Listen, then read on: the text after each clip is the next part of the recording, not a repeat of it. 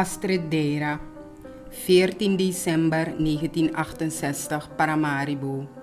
Eerste vrouwelijke piloot SLM en gezagvoerder Boeing 737. Astrid Christine Deira was 8 jaar toen ze op school vertelde dat ze piloot wilde worden. De juf corrigeerde haar. Jongens worden piloot, meisjes stewardess.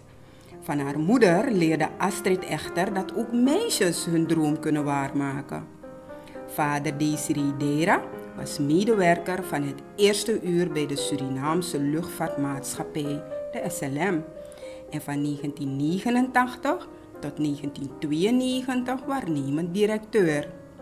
Hij nam haar in de schoolvakanties mee naar het Zorg- en Hoopvliegveld, waar ze monteurs zag sleutelen aan vliegtuigen.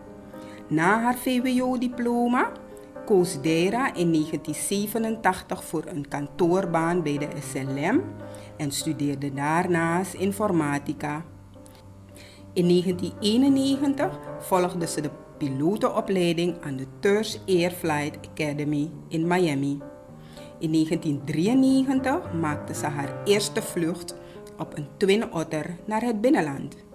Op 12 mei 2014 beleefde Deira haar luchtdoop als gezagvoerder op een Boeing 737 naar Belém, Brazilië. In 2018 hield Deira de Sophie Redmond-lezing waarin ze haar ervaring deelde als vrouw in een mannenvliegwereld. Op 16 januari 2019 had de SLM de primeur van een all-female crewvlucht naar Aruba met Deira als gezagvoerder. Odo, mina afkati, moromi elepi, moromi koko eseki. Hoe ouder, hoe wijzer.